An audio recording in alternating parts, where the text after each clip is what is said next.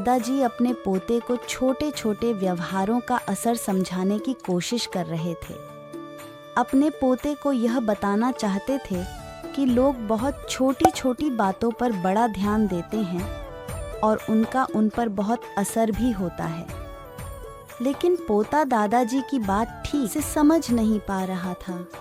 दादाजी ने दूसरे तरीके से अपने पोते को समझाने की कोशिश की और उसे एक जगह पर ले गए जहां से सामने वाली 2 दुकानें नजर आती थीं। दादाजी ने पोते से कहा कि देखो, इन दोनों दुकानों में तुम्हें क्या फर्क नजर आ रहा है? पोते से समझ नहीं पा रहा था।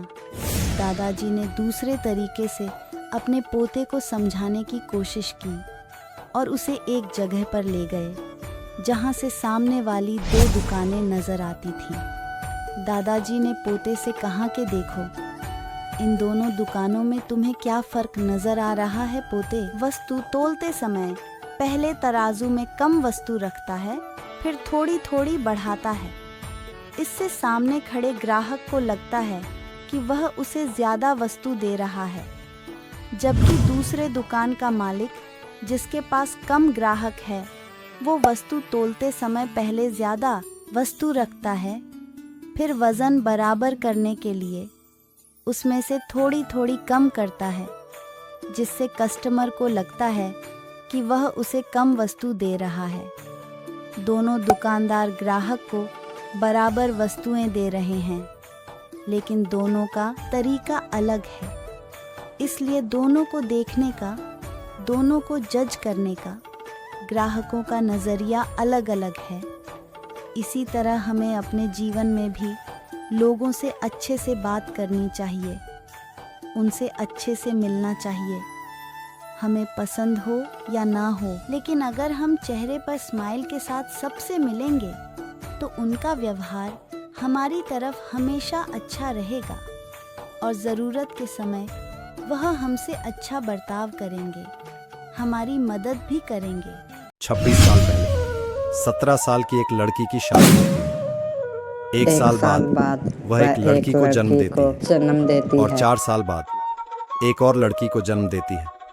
एक दिन उसका पति रात को शराब पीकर घर आता है और उसे पीटता है। उनकी दोनों बेटियां डर जाती हैं और फिर हर दूसरे दिन ऐसा ही होने लगता है। काफ़ी सहन करने के बाद आखिरकार वह दिन आता है जब वह अपनी सारी हिम्मत जुटाती है और अपनी बेटियों की खातिर उस आदमी को हमेशा के लिए छोड़ने का फैसला करती है और फिर कभी पीछे मुड़कर नहीं देखती। लेकिन कहानी यहाँ खत्म नहीं होती और न ही संघर्ष यहीं खत्म होता। वह 26 साल की थी, उसकी 2 बेटियां थीं और उसे चिंता थी कि वह उन्हें अच्छा भविष्य कैसे दे पाएगी। लेकिन उसने उम्मीद नहीं खोई। उसने अपने लिए काम ढूंढा। वह पूरे दिन 4-5 स्थानों पर काम करती। वह अपनी बेटियों को अच्छी शिक्षा देने के लिए जी तोड़ मेहनत प्रयास करती और अब वर्तमान में उसकी बड़ी बेटी गुरुग्राम में एक अच्छी कंपनी में काम करती है और छोटी एक मेडिकल कॉलेज में है। उसने कभी उम्मीद नहीं खोई, वह किसी से नहीं डरी। उसने अपने दम पर अपना सर्वश्रेष्ठ प्रदर्शन किया और वह अभी भी कर रही है। उन्होंने अपना जीवन बलिदान कर दिया ताकि उनकी बेटियां अपने पैरों पर खड़ी हो सकें और उन्हें उन चीजों का सामना न करना पड़े जो उन्होंने झेली हैं। यह दिल्ली की रानू सोनी की मां की कहानी है और उनकी कहानी हमें सिखाती है कि कभी हार मत मानो, कभी किसी से मत डरो। उनकी कहानी रानू और उनकी बहन को पढ़ाई करने और उनकी मां को वह सब कुछ देने में गर्व महसूस कराने के लिए प्रेरित करती है जिसकी उन्हें जरूरत है।